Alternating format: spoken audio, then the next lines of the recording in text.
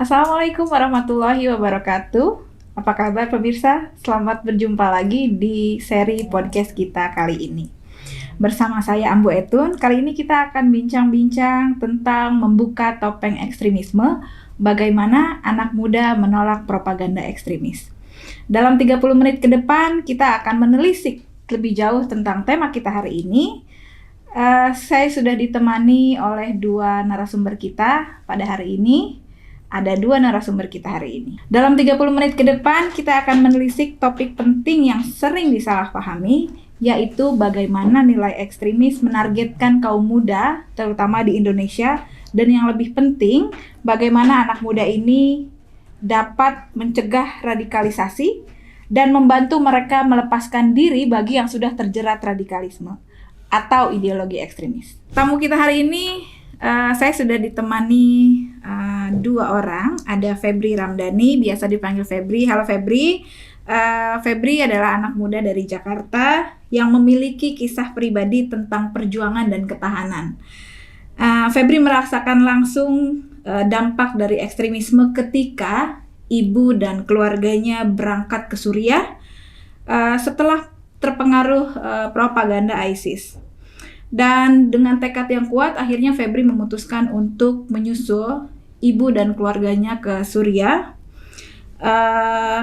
Dan alhamdulillahnya Febri sudah berhasil kembali ke tanah air. Dan sejak saat itu, Febri mendedikasikan hidupnya untuk melawan narasi ekstremisme dan membangun kesadaran untuk mencegah orang lain, khususnya anak muda, terperangkap ke dalam jeratan yang sama. Yang kedua ada Pak Irfan Abu Bakar, MA. Selamat datang Pak Irfan. Pemirsa, Pak Irfan adalah Direktur Center for the Study of Religion and Culture tahun 2010 sampai 2009, dan hari ini Pak Irfan merupakan Dewan Penasehat CSRC UIN Jakarta. Pak Irfan juga merupakan pakar ekstremisme dan kontra ekstremisme yang telah menghabiskan waktu bertahun-tahun untuk meneliti faktor-faktor yang mendorong kaum muda khususnya menuju ideologi ekstremis, dan telah mengerjakan banyak inisiatif bersama CSRC UIN Jakarta untuk melawan ekstremisme kekerasan. Selamat siang Bapak-Bapak. Terima kasih udah datang ke podcast kita siang ini. Febri, apa kabar? Alhamdulillah. Pak Irfan, apa kabar? Alhamdulillah. Baik. Podcast ini bisa tayang berkat dukungan Konrad Adenauer Stiftung Kas Jerman Perwakilan Indonesia Timor Leste bekerjasama dengan Center for the Study of Religion and Culture CSRC UIN Syarif Hidayatullah Jakarta. Jangan lupa mampir ke Facebook dan Instagram kami. Episode podcast kami lainnya secara berkala kami informasikan di sosial media kami. Kita tappingnya lagi bulan puasa nih, pada puasa kan? Insya Allah. Insya Allah, subhanallah. Tadi kan udah aku sebutin ya tema kita tuh hari ini mau ngobrol apa gitu. Mungkin nanti kita mengalir saja. Tentunya aku sebagai host ada pertanyaan pemantik dari aku. Mulai dari Febri yang tadi aku udah ceritain tadi, Feb. Ngomongin soal keluarga, itu bener ya Feb? Ya, sayangnya itu benar. Sayangnya itu bener ya Feb ya. Ceritain dong Feb ke kita, gimana sih dulu keluarga bisa terlibat di dalam ideologi ekstremis, dan kira-kira apa sih yang membuat mereka atau keluarga Febri akhirnya memutuskan untuk berangkat ke Suriah? Oke. Ya, sebelumnya terima kasih Mbak Etun atas pertanyaannya. Jadi semua itu dimulai pada tahun 2015 gitu ya.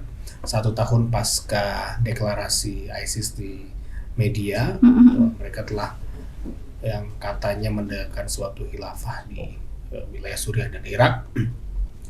Dari situ ada banyak faktor yang menyebabkan mereka sampai akhirnya nekat untuk berangkat ke sana.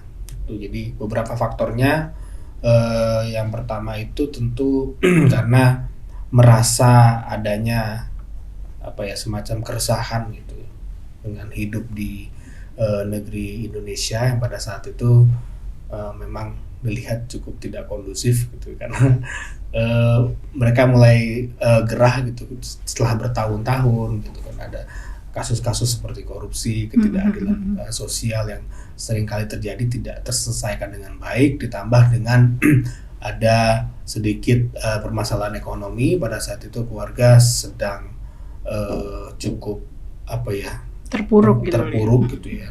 Jadi ada salah satu perusahaan keluarga yang memang sempat bangkrut. Akhirnya di situ momennya sangat pas gitu. Jadi di 2013-14 itu sempat bangkrut. Tiba-tiba ada sebuah angin segar yang datang dari bumi Syam gitu kan, ke kuping-kuping keluarga saya gitu, yang mengatakan bahwa di sini sudah tegak khilafah dan jika ke sana akan mendapatkan penggantian biaya perjalanan, terus juga hidup di sana seperti zaman Nabi gitu, dan bisa bebas menjadi orang yang merdeka. Nilai plusnya lagi hidup di bawah syariah Islam, yang mana itu kan kita sebagai orang Muslim itu ingin menjadi seorang banyak yang mengidam-idamkan menjadi seorang Muslim yang utuh ya. Mungkin di situlah tempatnya ya pada saat makmur itu. Lahir batin ya. Makmur lahir batin, dan hidupnya juga berkahan gitu. Nah, akhirnya ya sampai satu titik ibu saya pun sebelum berangkat itu sempat mengundurkan diri dari salah satu instansi pemerintah, ibu saya ASN. Nah, akhirnya ya terus bangkrut, terus juga keluarga banyak yang sakit. Akhirnya dengan berbagai macam pertimbangan itu mereka berangkat ke sana. Tapi yang sedihnya itu ya mereka berangkat tanpa mengajak saya pada saat itu. Oh, itu nggak diajak dulu? Nggak diajak. Berarti ditinggal, Feb? Tinggal. Kaget nggak?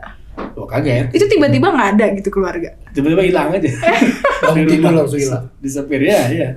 Pagi-pagi subuh gitu. Tapi memang beberapa hari sebelumnya itu sudah dibikin semacam skenario supaya saya terbiasa. Oh, tapi emang kamu tuh nggak diajak gitu? Memang nggak diajak, karena ya beberapa tahun sebelumnya itu memang kan ada semacam kajian di rumah. Keluarga tuh mengkaji sendiri tapi tanpa ada guru pembanding yang memang sebenarnya capable dalam ilmu agama gitu. Jadi mereka mengkaji sendiri. Saya tidak tertarik dengan hal seperti itu karena sangat muda gitu, masih pengen eksplorasi hal-hal yang menurut anak muda itu yang asik itu bukan yang kayak gitu. Iya. Karena saya dianggap tidak mendapat hidayah, tidak sungguh-sungguh dalam menjadi muslim yang baik. Belum pengen hidup agamis kali gitu. Iya. Nah, kan waktu itu Febri kaget keluarganya tiba-tiba disepir gitu. Iya. Pasti kan mencari tahu gimana. Nah, aku kebetulan sempat baca buku Febri nih yang ini nih, di 300 hari di bumi Syam, yang akhirnya menceritakan kalau kamu ikut nyusul gitu ya ke Suriah gitu. Apa, Feb, yang akhirnya bikin kamu itu akhirnya memutuskan untuk nyusul keluarga? Berarti sendiri gitu, nyusul? Sendiri. Itu benar? Iya. Ya, jadi setelah momen yang sangat mengejutkan gitu kan, saya nggak nyangka kalau kok bisa nekat seperti itu gitu kan. Saya pikir loh, ini duit dari mana, karena kan lagi bangkrut gitu. Ternyata mereka ada simpanan sedikit lah, karena itu dimaksimalkan untuk berangkat ke sana terus pergi, dan itu membuat saya shock dan merasa bersalah akhirnya gitu, karena selama beberapa tahun belakangan itu kok saya tidak sungguh-sungguh belajar agama, tidak mau menuruti apa kata ibu saya. Dan akhirnya yang awalnya saya resisten dengan ideologi tersebut, pemahaman tersebut, akhirnya dalam waktu singkat itu setelah ditinggal langsung switch 180 derajat. Saya merasa bersalah dan ingin bertaubat untuk menjadi muslim yang baik, dan ya berusaha untuk bertemu lagi dengan mereka. Terus berangkat tuh sampai ke Suriah? Ya, pasca setahun kemudian ya. Jadi sebenarnya setahun itu masih maju mundur gitu kan, pas lagi bergejolak itu saya coba pergi dari rumah, saya tinggal sendiri, itu saya ada waktu-waktu berkontemplasi gitu kan, melihat berita-berita yang tersebar, terus juga propaganda-propaganda yang pada saat itu memang apa ya? Saya memaksa diri saya untuk tertarik dengan propaganda itu karena dorongan tadi. Jadi ada push dan pull faktornya gitu. Yang menarik itu ya karena ibu saya sudah ada berangkat. di sana, sudah berangkat ya. Terus ya saya juga ingin menjadi pribadi yang bersih, ingin bertobat, ingin bertemu dengan ibu ya. Jadi selama setahun itulah setelah maju mundur akhirnya dikuatkan pada tahun 2016 itu akhirnya berangkat di bulan September. Terus di sana tuh gimana? Oke. Ternyata sampai ke sana nih ceritanya. Makmur. Sangat jauh dari makmur gitu. Gitu Pak. Ya sampai ke sana itu ya kan awalnya cukup panjang gitu ya. Kita kalau denger pas saya akhirnya ketemu keluarga di sana itu, kalau mereka itu kan jalurnya after the border itu sudah langsung masuk di bawah naungan kekuasaan si Islamic State itu ya. Tapi kalau saya kan after 5 months, 5 bulan dulu saya ketangkap oleh salah satu faksi, dan faksi jihadis itu sekarang yang menguasai Suriah gitu, si HTS itu kan. Jadi ketangkap Jabatan Nusra, ya. Jabatan Nusra. Sempat ditahan 1 bulan, terus saya pindah ke beberapa kota, ditahan lagi, pindah, akhirnya baru masuk. Dan sebelum masuk ke wilayah si ISIS itu kan, saya selalu berpikiran positif bahwa kelompok-kelompok jihadis ini hanya kelompok yang bisa dibilang berkhianat dan tidak ada tendensi untuk menegakkan syariat gitu. Tapi saya terlalu positif tinggi bahwa yang benar tuh ya ISIS, karena saya melihat propagandanya gitu. Keluarga saya kan nekat berangkat ke sana ya karena propagandanya. Udah akhirnya saya selama 5 bulan itu negatif terus nih pikiran dengan yang nangkap saya ditahan itu, sampai akhirnya pas masuk ke wilayah ISIS ternyata jauh lebih buruk daripada yang masuk yang tadi itu kan. Yang awalnya masuk ternyata sampai ke sana lebih buruk dari yang pertama lebih masuk. Buruk kan. Mereka ya it's really menghancurkan Islam di situ. Berarti dari sebelum berangkat kan berarti mimpi indah gitu ya. Sampai sana langsung kayak zong gitu ya. Mimpi buruk. Iya. Oh, luar biasa. Nah, Pak Irfan nih, kalau kita udah dengerin tadi ceritanya Febri, betapa dengan iming-iming hidup makmur di negara khilafah gitu. Sampai anak muda seperti Febri akhirnya terperangkap ke dalam ideologinya dan memutuskan berangkat ke negeri yang awalnya nggak tahu sama sekali keadaannya gimana, hanya dijanjikan madu-madu yang manis itu. Nah, kalau Pak Irfan sebagai pakar nih, kita ngomongin faktor apa sih yang mendorong anak muda sampai ketertarikan itu tumbuh di anak muda untuk masuk ke dalam ideologi ekstremis seperti ini yang Febri pernah alami itu. Ya, makasih. Ya selamat ya Febri bisa balik lagi. Karena banyak juga yang gagal balik lagi seutuhnya. Ya tadi Febri menyinggung juga. Dia menyebut ada faktor pull factors dan ada push factors. Ya saya kira memang fenomena seperti ini kan mengglobal. Fenomena anak-anak muda tertarik masuk dalam gerakan ekstremisme. Dalam konteks 2014 itu ISIS, sebelumnya ada Al-Qaeda yang meledakan bom di WTC 2001, lanjut 2002 di Bali gitu. Jadi selalu ada 2 faktor yang saling tarik menarik. Yang satu faktor dari anak mudanya sendiri, yang disebut dengan push factors, faktor pendorong. Jadi didorong oleh situasi-situasi yang dihadapi oleh anak muda dan lingkungannya, dalam ini keluarga. Misalnya ada keterpurukan ekonomi karena sistem, misalnya ekonomi gitu ya, supporting system tidak mendukung. Misalnya ada mengalami kemerosotan, kebangkrutan ekonomi keluarga. Nah pada saat yang bersamaan, sistem pendukung sosial itu pemerintah, ormas Islam, lembaga-lembaga filantropi itu tidak ada yang melihatnya. Jadi tidak ada yang menyapa mereka. Mereka menderita sendiri. Mereka mengalami sendiri penderitaan itu tanpa orang yang datang memberikan bantuan, menyapa mereka. Negara tidak hadir dalam situasi seperti itu. Nah, jadi faktor ekonomi, faktor keputusasaan, keterpurukan itu menjadi faktor pendorong dari dalam diri anak-anak muda dan keluarganya. Dan yang kedua, faktor penarik atau pull factors.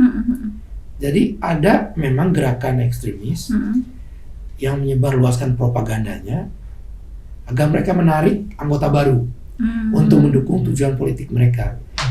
Seperti ISIS, memang kan 2014 sudah proklamasi Khilafah ISIS di Mosul yang didirikan oleh Abu Bakar al-Baghdadi. Lalu mereka menyebarluaskan propaganda, menarik dukungan dari hampir seluruh dunia, terutama negara-negara muslim termasuk di Indonesia.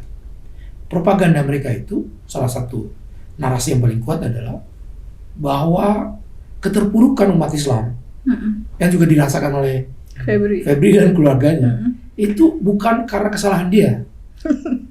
Dia bukan karena dia bernasib buruk, tapi ada tangan-tangan penguasa yang menyebabkan mereka terpuruk gitu. Mereka dizolimi oleh sistem yang mereka sebut kafir atau bahasa ekstrimnya togut. Sistem yang tidak Islami, sistem yang jauh dari syariat Islam gitu. Nah, togut ataupun tirani yang menyebabkan Febri dan keluarga dan yang ratusan ribu yang lain itu terpuruk itu karena faktor ini. Jadi ISIS kemudian tidak ada jalan lain bagi kalian, bagi umat Islam keluar dari keterpurukan itu kecuali hijrah dari negeri yang kufur, togut, ke negeri khilafah yang Islam yang menawarkan jalan keluar terhadap keterpurukan itu. Jadi benar-benar apa yang menjadi kebutuhan mereka itu langsung dijawab oleh ISIS. Dan dengan propaganda yang mereka memang sangat canggih, menjanjikan gitu. Nah, tambahan lagi, kenapa banyak yang umat Islam yang taat gitu ya, yang pada umumnya berangkat itu.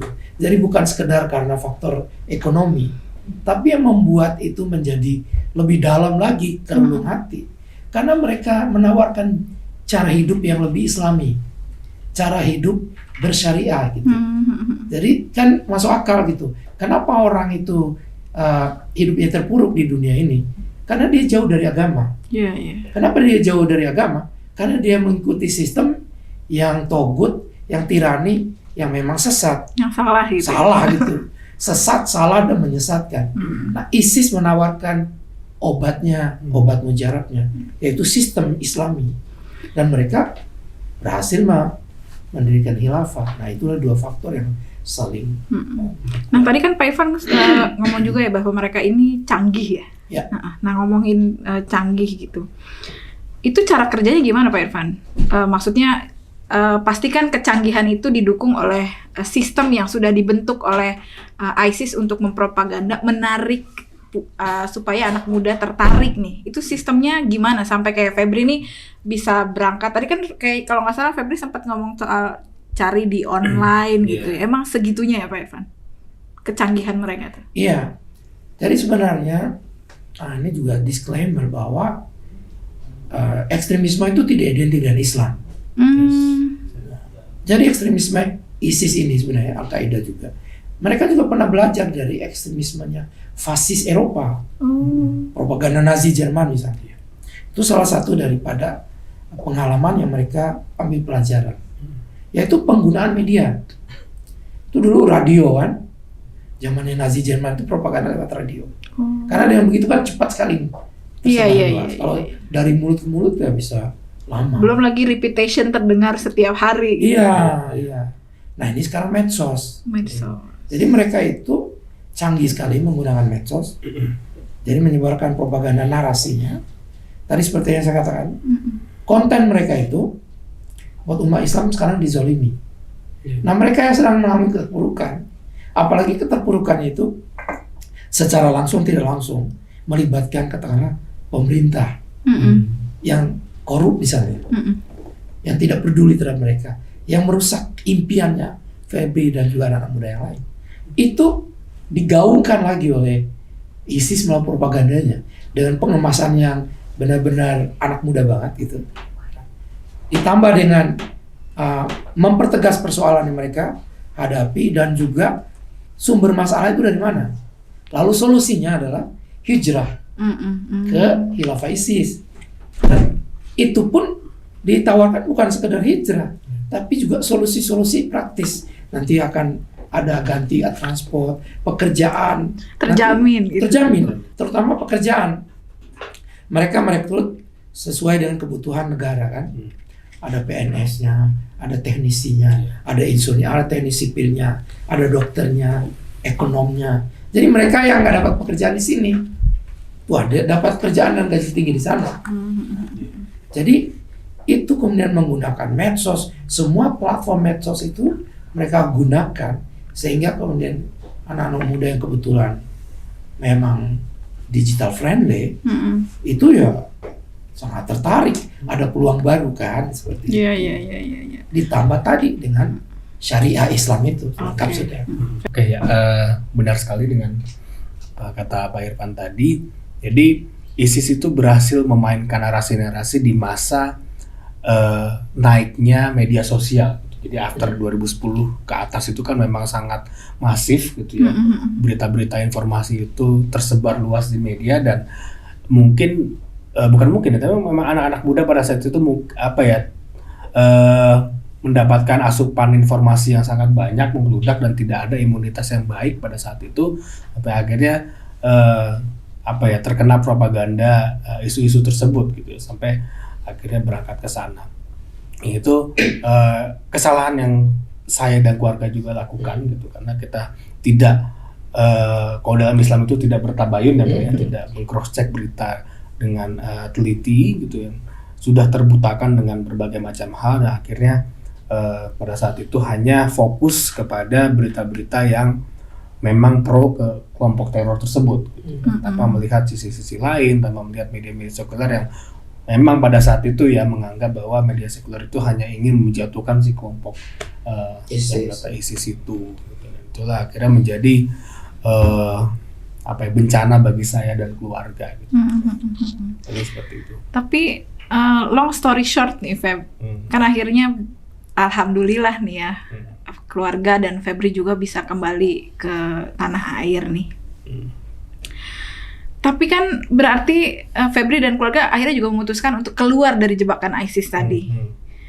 Gimana sih keluarga dan termasuk Febri sendiri mulai proses melepaskan diri, terutama dari narasi dan kelompok ekstremis? Terlebih lagi kan kita sama-sama tahu nih Pak Irfan, hari ini Febri cukup aktif menyuarakan untuk kalangan anak muda jangan sampai terjerat hal yang sama, yaitu ekstremis, sampai menjadi aktivis nih di hari ini. Keren banget. Punya buku lagi nih hari ini. Blessing in disguise. Blessing in disguise. Boleh Feb ceritain?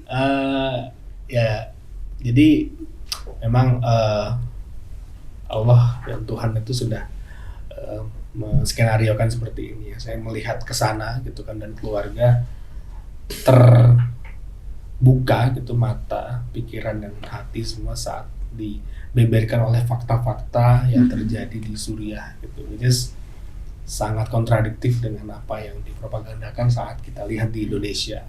Jadi pas sampai sana ini kok wow, kok seperti ini gitu kan. Islam tuh sangat barbar, sangat merusak gitu kan. Bahkan yang mungkin lucu tapi sedih juga gitu. Jadi waktu saya ditahan oleh salah satu faksi jihadis itu yang HTS itu, mereka kan awalnya bersatu dengan ISIS ya, namun akhirnya di tengah jalan berpisah karena ya visi misi sudah lain, dan satu waktu pun mereka sempat berperang gitu, saling berperang.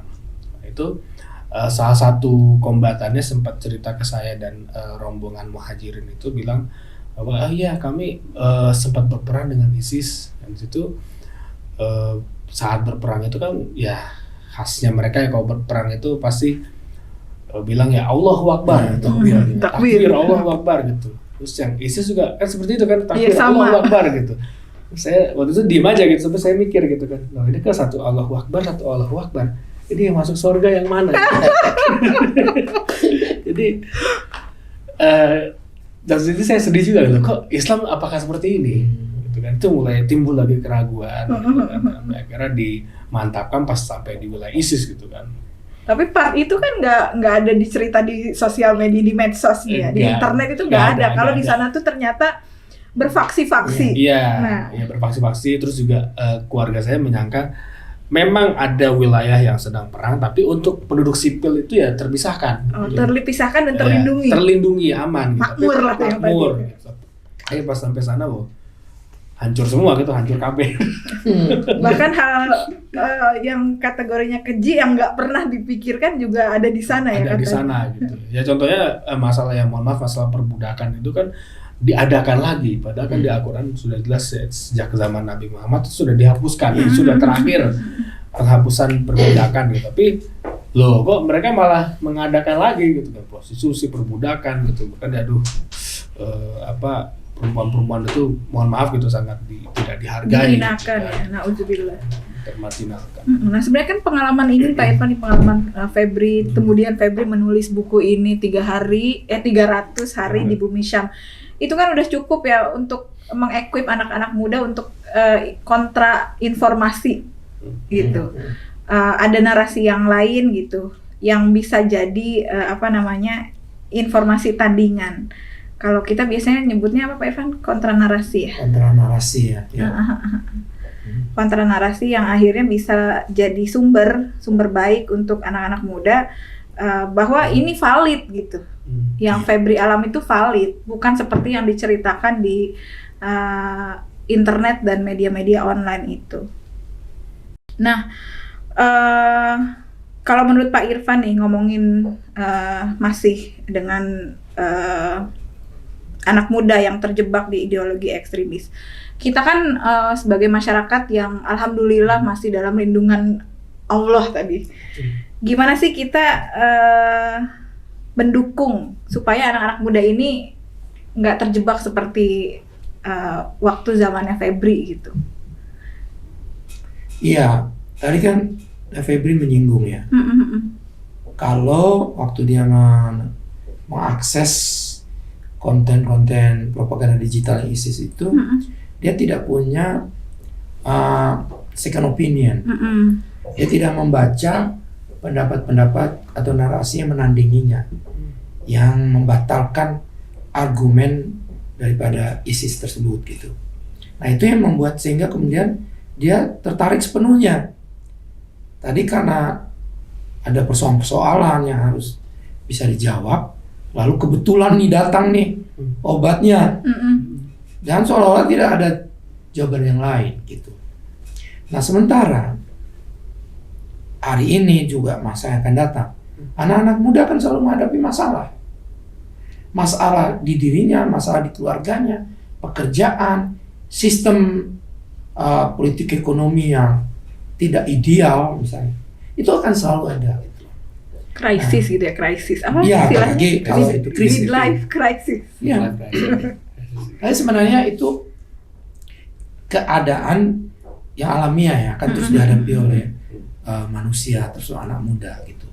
Nah itu harus dibahas gitu, didiskusikan di kalangan mereka dan juga melibatkan senior yang berpengalaman tentang apa penyebab masalah tersebut dan bagaimana Islam memberikan jalan keluar agar jangan sampai penyelesaian masalah bukan tambah menimbulkan masalah gitu. Apa yang ditawarkan ISIS ini kan sebenarnya keluar dari lubang buaya masuk ke lubang singa gitu. Nah, harusnya kan bisa dicarikan jalan keluar yang benar-benar mereka itu bisa secara perlahan dan rasional. Tidak ada yang namanya jalan keluar itu yang sederhana gitu, seperti membalikkan telapak tangan. Dan itu harus didukung oleh pemahaman keislaman yang komprehensif, yang kontekstual. Ini yang ISIS jadikan sebagai makanan empuk. itu anak-anak muda yang masih terbatas wawasan keagamaannya. Jadi dianggapnya bahwa Islam itu harus seperti yang dipropagandakan oleh ISIS, hidup di bawah negara syariah. Sementara mereka sebenarnya sudah menjalankan syariat itu dalam kehidupan di Indonesia gitu. Cuma mereka nggak paham karena ada masalah ini dan itu yang tentu saja negara manapun mau dia menegakkan syariat atau bukan pasti akan menghadapi masalah gitu. Tapi harus diselesaikan dengan cara-cara musyawarahkan itu, meningkatkan penyelesaiannya, bukan dengan kemudian berperang dan kekerasan, apalagi mengembalikan sistem kehidupan perbudakan seperti masa-masa lalu yang itu jauh sekali dari ajaran Islam. Artinya sebenarnya ISIS ini ataupun yang seperti itu menggunakan Islam itu sebagai topeng, sebagai topeng saja. Padahal di balik topeng itu ada wajah yang beringas, yaitu kekuasaan politik. Kekuasaan ingin berkuasa secara politik, kontrol ekonomi. Itu kan ISIS juga didukung oleh mantan tentara Saddam Hussein. Yang waktu penggulingan Saddam Hussein itu kan mereka kehilangan tuannya. Gitu. Nah, disinilah kemudian Al-Qaeda yang kemudian menjelma menjadi ISIS itu perpaduan dari berbagai faksi-faksi yang ada, termasuk para tentara ini. Jadi sekuler mereka sebenarnya asalnya. Sekuler. Oh, aslinya sekuler. Sekuler, nggak ada cita-cita. Tapi ada di situ kelompok-kelompok Puritan yang memang jihadis. Secara doktrin agama itu memang mewajibkan jihad. Nah, gabung nih antara dua kepentingan ini. Dan akhirnya yang terjadi adalah sebenarnya apa yang mereka lakukan tuh menyesatkan dan jauh sekali daripada ideal Islam itu sendiri. Nah, tadi kan aku udah nanya soal yang tadi kita harus bagaimana.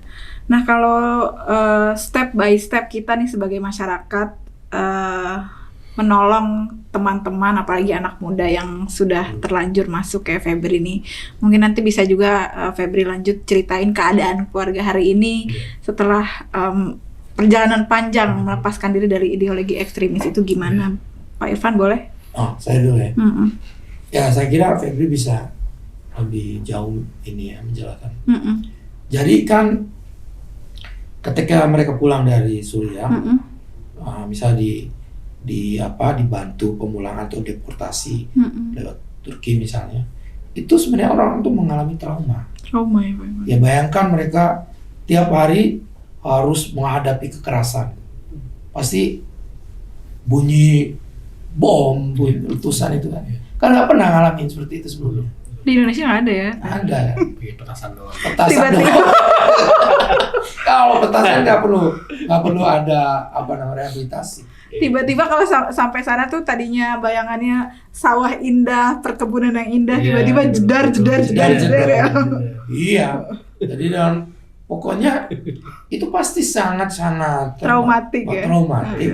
Karena itu kan pemerintah dan juga masyarakat sipil membantu untuk rehabilitasi dan juga tentu saja masalah yang kedua yang dihadapi adalah mereka terlanjur dicap. Oh, label stigmatisasi gitu sebagai bagian dari ISIS, ekstremis gitu. Hati-hati. Iya, padahal masyarakat kan nggak tahu detail ceritanya. Betul. Kenapa mereka seperti itu? Gitu. Jadi dianggap ya sudah nggak usah balik lagi gitu misalnya. Jadi ada orang-orang, sebagian orang itu karena juga wawasan, jadi tidak bisa terima mereka dan itu tambah beban. Maka pemerintah dan juga masyarakat sipil membantu untuk bagaimana mereka kembali ke kehidupan semula gitu. Kalau untuk kasus Febri saya kira tidak terlalu sulit ya. Tapi kalau udah masuk terlalu jauh itu berat karena mereka kan satu sisi masih ingin balik, tapi satu sisi lain juga masih ingin jihad. ingin meninggalkan. Jadi in between. Nah, untuk menghindari mereka kembali engage, terlibat, maka diusahakan disengagement, dipisahkan dari kelompok asalnya. Nah yang ketiga, apa yang juga dilakukan Febri, harus ada kontra narasi. Gitu. Jadi harus dibangun narasi-narasi yang menceritakan sebenarnya ini penyelesaiannya justru akan menyengsarakan. Gitu. Masalah tidak harus seperti itu. Masalah pasti dihadapin. Ayo kita bahas secara konstruktif. Nah pendidikan itu sangat penting. Nah mungkin Febri bisa ya mendalami ceritanya. Ya tadi saya setuju banget dari poin-poin yang Pak Irfan katakan gitu ya. Kayak contohnya masalah orang-orang yang pernah terpapar terus akhirnya misal melakukan aksi teror gitu, kayak di 2021 itu kan ada penembakan di Mabes Polri, juga bom di Makassar. Itu kan bisa dibilang ya mereka kurang literasi gitu, tidak mempelajari Islam secara kafah, secara komprehensif gitu. Dan kalau misalkan kita lihat lagi ke belakang itu kan ada narasi-narasi yang mereka cuatkan di media sosial pasca mereka melakukan aksi itu kan tersebar tuh ya, dibilang bahwa pemerintahan ini togut, pemerintahan ini tidak menjalankan syariat Islam dan sebagainya, terus pemilu itu tidak sesuai syariat. Padahal kalau mereka misalkan mereka mau baca lebih dalam lagi itu kan itu dilakukan. Jadi pasca Nabi Muhammad, yang mohon koreksi ya Pak Irfan ya, jadi di setelah Nabi Muhammad itu wafat, terus ada Khalifah Abu Bakar, terus Umar, itu sempat diadakan semacam voting gitu, ada 6 formatur yang orang-orang tersebut didatangkan ke tiap-tiap rumah yang ada di kota Madinah untuk menanyakan siapa kandidat terbaik yang bisa menggantikan Khalifah Umar. Nah, akhirnya terpilih satu suara bulat, yaitu Utsman bin Affan. Nah itu kan sistemnya ya bermusyawarah politik itu, sistem pemilu ya seperti itu, cuman kan memang sekarang agak sedikit dimodifikasi, kita datang ke TPS itu kan tidak bertentangan. Ya kan? Nah itu udah satu poinnya sudah salah. Terus satu hal lagi yang tadi Pak Irfan bilang juga masalah solusi yang ISIS berikan ke kita itu kayak mereka punya all solution for all gitu, solution for all gitu kan, dari 1-2 permasalahan, yaitu mungkin bisa masuk ke geopolitik gitu kan, yang di Indonesia ini orang-orang tapi kenapa dari jauh begitu kan, itu isunya terjadi di Timur Tengah gitu ya, Timur Tengah, tapi di sini kenapa bisa nyangkut gitu kan, orang-orang pergi ke sana. Itu narasi-narasi tadi yang datang ke kita, ke anak-anak muda gitu, bahwa oh nih di Indonesia nih anak-anak mudanya galau gitu kan. Solusinya ABCD itu kayak ada di sana semua. Jadi mereka mungkin ingin bertobat, akhirnya berangkat ke sana. Terus apalagi satu lagi, ini masalah kontra narasi tadi. Poin tadi kontra narasi itu sangat menarik, dan itu alhamdulillah ya pasca saya balik ke Indonesia dan sekarang aktif berkegiatan di namanya ruangobrol.id, itu kita bikin yang namanya transmedia storytelling. Itu kita bikin narasi-narasi atau konten-konten yang memang ngajak cukup akrab dan cukup bisa menggait anak-anak muda. Jadi seperti di sini kita bikin buku, terus juga ada artikel, terus juga konten-konten video, dan belakangan kita baru rilis juga film dokumenter judulnya Road to Resilience, yang kebetulan itu protagonisnya saya. Jadi proses tentang repatriasi, reintegrasi sampai resiliensinya saya itu seperti apa gitu. Dan itu menurut saya cukup ampuh dan bisa memberikan insight baru ke anak-anak muda gitu. Karena kan kalau misalkan buku ya sorry to say itu sangat bagus dan dibaca mungkin oleh akademisi atau tertentu yang kita tahu di Indonesia ini tingkat literasinya belum sebaik di negara-negara di Eropa gitu. Jadi dengan konten lain seperti video dan film dokumenter itu bisa lebih masuk ke anak-anak muda.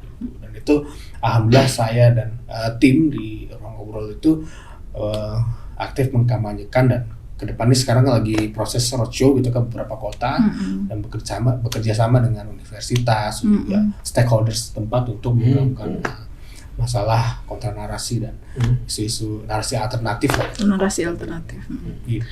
Oke, nah kita udah sampai di harus ngomongin saran nih, Pak Irfan.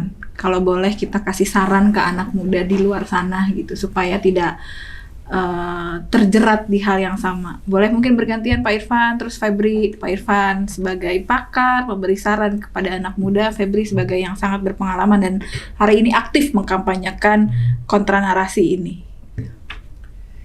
Iya, anak-anak muda harus tetap menjadi anak-anak muda yang ceria, happy, kreatif gitu ya. Mengembara, mengakses berbagai sumber internet, di digital gitu untuk pengembangan dirinya, tetapi harus tetap kritis, gitu. Harus tetap kritis dan jangan mudah termakan propaganda gitu. Meskipun mungkin akan menghadapi masalah di internal, ya masalah hubungan misalnya. Galau lah gitu, keluarga, ekonomi, itu pasti dong, pasti akan terus harus menghadapi masa seperti itu. Nah, tapi itu penting, literasi itu penting untuk ditingkatkan dan bergaullah, bertanyalah dengan sumber-sumber yang memang kredibel gitu. Kalau mau memahami Islam, kaitannya dengan sistem politik, demokrasi misalnya, hubungan sosial antara agama, ekonomi, kan banyak ahlinya yang bisa memberikan pencerahan. Antara anak muda itu harus sering melakukan diskusi yang konstruktif gitu, seperti yang tadi dicontohkan oleh Febri ya. Nah, saya optimis lah anak muda dengan pengalaman yang sudah cukup kita ambil pelajaran dari pengalaman ISIS, Al-Qaeda ini, mudah-mudahan ke depan tidak terulang lagi. Febri mungkin? Oke. Ya, jadi kalau saya itu waktu ini cerita lagi ya, waktu kecil itu sebenarnya sudah ditanamkan namanya isu apa maksudnya, dengan sederhana gitu ya, keluarga tuh menanamkan masalah toleransi, masalah perbedaan itu harus kita terima dengan baik gitu kan. Jadi sejak kecil keluarga saya itu, yang dari keluarga ayah saya itu dari Madura, itu kakek saya itu NU Tulen gitu waktu itu, sama Pak Idam Halid gitu aktif, dan dia mengajarkan anak-anaknya bahwa ya kamu berbeda, agama teman kamu lain dengan kita itu tidak masalah. Bahkan di keluarga saya ada yang convert dari Islam ke Kristen, dari Kristen ke Islam, terus ada yang dari Tionghoa dan sebagainya. Dan itu saya sudah terbiasa gitu dari kecil, dan itu menjadi sebuah hipotesa menarik oleh salah satu rekan saya juga, dosen di UIN Ciutat, Pak Robi Sugar, bahwa jika kita sedari kecil sudah terbiasa hidup di lingkungan yang cukup toleran dan sangat inklusif, kedepannya jika satu waktu terpapar gitu dengan indoktrinasi yang mengarah ke arah intoleransi dan radikalisme maupun aksi teror, itu cenderung lebih mudah kembali lagi. Ya, resiliensinya moderat gitu. Nah, maka dari itu pesannya adalah mungkin anak-anak muda sekarang yang kalau umuran saya itu kan udah OTW menjadi orang tua gitu. Anak muda yang sekarang gitu ya. Even Gen Z kan udah banyak yang udah pada menikah. Ini pesan ini bisa nanti buat future Gen Alpha. Nah, ya buat adik-adik ya. Adik-adik. Untuk kedepannya, jadi jika nanti misalkan punya anak gitu, jadi penting banget itu pemupukan sebuah karakter dari masa kecil. Ya mungkin nggak usah harus menikah gitu. Mungkin dia punya adik gitu kan, ya itu harus diajarkan bahwa ya kita penting bertoleransi. Kalau misalkan lihat zaman Nabi pun di masa beliau memimpin kan ya dia bersinggungan berkomunikasi dengan agama lain, Nasrani, Yahudi, itu kan muamalah itu tidak masalah gitu. Nah, itu ya makanya balik lagi ya, literasi harus diperdalam, terus edukasi di dalam rumah itu harus kuat gitu. Jadi sebenarnya isu ini kan kalau misalkan Pak Dokter Huda itu, bos saya itu bilang kan ada namanya globalisasi gitu. Jadi isu yang global itu terjadi di lokal. Jadi itu dari hal kecil yang terjadi dalam rumah tangga gitu kan. Misalnya kalau contoh saya, orang tua saya itu awalnya kan pas saya masih kecil berpisah, cerai gitu. Dan itu akhirnya menjadi salah satu poin awal gitu, sampai akhirnya saya tidak mendapatkan edukasi yang baik atau peran bapak di situ tidak hadir dan akhirnya terjerumus gitu kan dengan hal seperti ini. Dan itu makanya di keluarga gitu kan, penanaman orang tua yang suportif terhadap anak itu ya sangat penting ya. Akhirnya bisa menjadi isu masalah global gitu kan. Tadi awalnya orang tua cerai tapi ujung-ujungnya saya tiba-tiba ke Suriah gitu. Iya, lokal. Dari ujungnya di dapur nih dari rumah gitu kan. Tapi bisa sampai ke sana gitu. Nah, itu koneksinya berarti luar biasa. Ketahanan keluarga itu penting ya. Ya, family resilience. Ini bisa bekal buat aku nih Pak Irfan, yang sedang membangun keluarga kecil. Iya. Tadi Febri ngomongin untuk anak-anak yang masa depan, itu aku cocok banget itu. Iya banget. Nah, kita sudah sampai di ujung podcast kita nih. Saya punya pertanyaan pemantik terakhir. Singkat saja, sebelum kita mengakhiri, gimana sih teman-teman di luar sana, khususnya anak muda, nanti future anak muda juga bisa untuk dapat mengakses informasi lebih jauh, mencari dukungan, mau belajar tentang hal ini gimana menurut Pak Irfan dan menurut Febri? Ya sebenarnya banyak ya di media online, website ya, ataupun YouTube ya. Saya kira di lembaga tempat saya bekerja, Center for the Study of Religion and Culture atau CSRC UIN Jakarta menyediakan sumber-sumber itu yang cukup banyak, yang kredibel karena diolah dari hasil penelitian ilmiah, dan juga ada tulisan-tulisan, ada modul pelatihan gitu. Nah, bisa diakses mungkin bisa ditampilkan di sini ya. Iya, ya. Ada di sini nanti. www.csrc.or.id. Oke. Febri boleh saran-sarannya kasih tahu anak muda kemana? Ya.